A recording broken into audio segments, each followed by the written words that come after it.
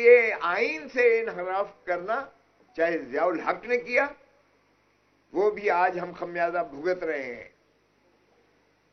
ایک شخص جس نے کہا کہ میں جو ہے ایٹم بم سے باز نہیں آؤں گا، خواہ مجھے جان پر کیوں نہ کھیلنا پڑے، اور ہینری کسنگر نے دھمکی دی اسے کہ بھٹو تم باز آ جاؤ، اگر تم نے ایٹم بم بنانا بند نہ کیا تو تمہیں عبرت کا نشان بنائیں گے۔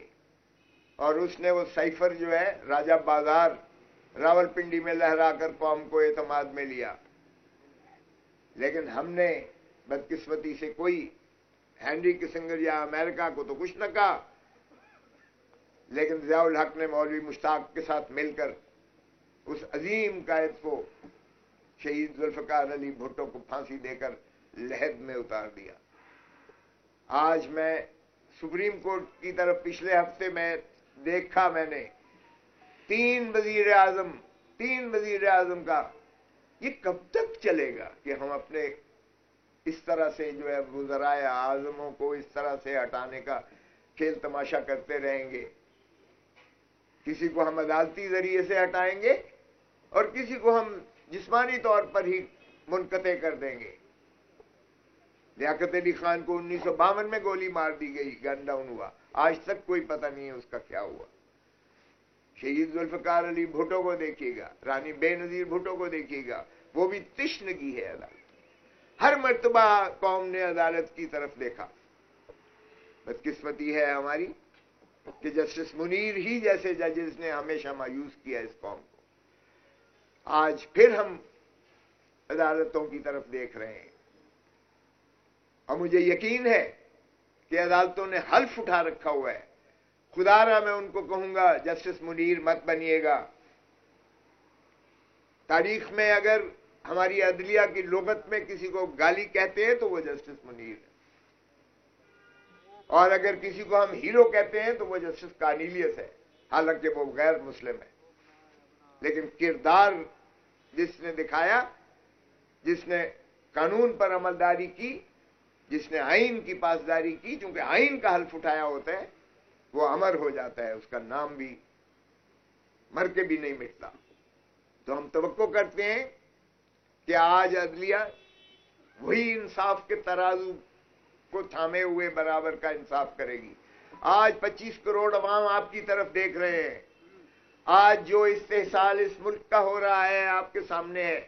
آج جو مسنگ پرسنز ہیں یا ڈس اپیئرڈ پرسنز ہیں، آپ ان کو دیکھ رہے ہیں۔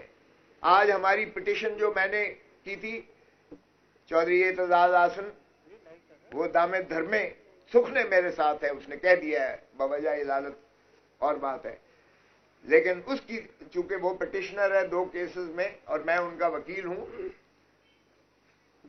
تو اس لیے اس میں بھی ہماری دیکھیے بدقسمتی، اس سے بڑا کیا ایشو ہو سکتا ہے؟ آج آپ دیکھیں بلوچستان سے قافلے آ رہے ہیں مسنگ پرسنز کی تصویریں لے کر، وہ اسلام آباد کی طرف رخ کر رہے ہیں۔ اگر ماں ہے ریاست، ماں ہے وہ، بھائی ریاست سے انسان، پاکستان کی عوام یا کوئی دنیا کی عوام اپنی ریاست کیا توقع کرتی ہے؟ جان اور مال کی حفاظت کی جو ہے پناہ مانگتی ہے، چادر اور چار دیواری کا جو ہے تحفظ مانگتی ہے۔ آج نہ چادر اور چار دیواری کا تحفظ ہے، نہ جان اور مال کی تحفظ ہے۔ میرے گھر پر فائرنگ ہوتی ہے، میرے بیٹے پہ گولی ماری جاتی ہے، مجھے لفٹ میں 1 گھنٹہ جو ہے وہ سیر کرائی جاتی ہے، میرے بیٹے کو 13 کروڑ اور 65 لاکھ کا نوٹس آ جاتا ہے ٹیکس کا۔ چلیں چھوڑیں، یہ ذاتی بات پہ میں نہیں جاتا۔ میں آج پاکستان کی قوم کو خوشیوں کی طرف لے جانا چاہتا ہوں کہ ہم خوشی کا سفر کرنے کے لیے میں آج یہ قدم اٹھایا ہے، قوم کو ایک خوبصورت دن کی طرف لے جانے کی عزم کر کے۔ میں کوئی کہتے ہیں کہ یار یہ دنیا چھوڑے جا رہی ہے، پریس کانفرنس کر رہی ہے، تم کیسے پاگل ہو کہ تم شامل ہونے کی پریس کانفرنس کر رہے ہو؟ ایسا پاگل میں سمجھ کر جان بوجھ کے کر رہا ہوں۔ اگر پاکستان کو دھرتی ماں کی خدمت کرنے میں پاگل پن ہے تو ہاں میں پاگل ہوں۔ اگر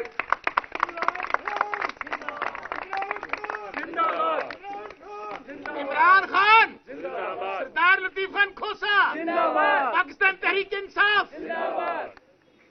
देखें, ये सच को सच कहना, हक को हक कहना, मैं समझता हूं कोई ऐसे खौफ ज़दा होने की जरूरत नहीं है। अल्लाह की रस्सी को मजबूती से थामे। ये छोटे छोटे जो है खौफ, दौलत, इक़्तिदार, ताकत, ये इसके खुदा आपको बिल्कुल छोटे पिग्मीज नजर आएंगे। हमारा ईमान क्यों मुतज़लज़ल हो जाता है? ये 5 चीजें अल्लाह ही के हाथ में है, इसके अलावा किसी के हाथ में नहीं है। जिंदगी, मौत, इज्जत, जिल्लत, रिज्क, इसमें किसी को शक नहीं होना चाहिए। अल्लाह के सिवा कोई राज़िक नहीं है। ये कहना कि मेरा रिज्क बंद हो जाएगा अगर मैं ये काम करूंगा और इस तरह से ये लूंगा, तो ये अल्लाह ही जो है के हाथ में है, इसलिए किसी इंसान के हाथ में नहीं है। मैं समझता हूं हमें मिलकर अज़्म करना पड़ेगा, गलत को गलत कहना पड़ेगा। लतीफ खोसा जिंदाबाद। लतीफ खोसा जिंदाबाद। लतीफ खोसा जिंदाबाद। इमरान खान जिंदाबाद। इमरान खान जिंदाबाद। पीटीआई जिंदाबाद। सो इसमें किसी को ना तो खाइफ होने की जरूरत है। देखिए, क्यों खाइफ हो? ओ भाई, ये इदारे हमारे इदारे हैं, ये फौज हमारी फौज है। आईन में इनके हदूद और कयूद मुतय्यन शुदा है। अवाम के टैक्सेस से इनको तनख्वाहें मिलती हैं। ये जितनी मराहत चाहे अफवाज पाकिस्तान के जर्नलों को मिली हुई है, चाहे सुप्रीम कोर्ट और हाई कोर्ट के जजेस को मिली है, चाहे ये मुल्क में जो ब्यूरोक्रेसी है, इन सारों के इनके असल मालिक अवाम हैं, जो इनको अपने पेट काट के इनको पैसे देकर टैक्सेस से और इनको जो है तनख्वाहें देते हैं और मराहत इनको देते हैं। और इनके फराइज में है जजेस के कि वो इंसाफ फराम करें। अफवाज पाकिस्तान के फराइज में है कि वो न सिर्फ बॉर्डर्स का हिफाजत करें, बल्कि उनको अगर अंदरूनी कोई ऐसी खलफशार में सिविलियन हुकूमत इमदाद में बुलाती है, चाहे वो सैलाबकारी हो, चाहे वो तबाहकारी हो ज़ल्ज़लों की, उसमें मुआवन और मदद करना ये उनके फराइज मनसबी में है। सो इसलिए खुदारा आइए हम अपने हदूद व कयूद में रहें और इस फलाही ममलिकत की एक दाग बेल डालें। ये कबाहतें सिर्फ उस वक्त होती हैं जब हम अपने अख्तियारात से मुतजाविज होकर दूसरे के अख्तियारात में चले जाते हैं। इस वक्त मुझे अफसोस से कहना पड़ता है कि पाकिस्तान सरजमीन बेआईन बन चुकी है। भाई, 90 दिन के अंदर इलेक्शंस का इनाकाद यकीनी था। मैं खराज तहसीन पेश करता हूं काजी फायज ईसा चीफ जस्टिस को कि कम से कम उन्होंने वो जो धुंधलाते हुए बादल थे, कोई कहता था इलेक्शन होगा 8 फरवरी को या नहीं होगा, एक जमात के सरबराह फरमाते थे कि 2 सूबों में तो बर्फबारी है, हो ही नहीं सकता है। दूसरे कोई कुछ कहता था कि जी ये इस तरह, चूंकि हम नहीं लड़ते अगर लेवल प्लेइंग फील्ड नहीं आती है। तो इन तमाम चीजों का इजाला हो चुका। लेकिन एक मुझे अफसोस भी हुआ चीफ जस्टिस के इस फैसले पर कि काश वो ये भी कर देते कि अपना जो है डिस्ट्रिक्ट रिटर्निंग ऑफिसर और रिटर्निंग ऑफिसर ये जुडिशरी ही में से दे देते। पहला साहब ऐसा ही चलता आया। अब आप हैरान होंगे कि मैंने कल दायर की है, जो कल लगी हुई है,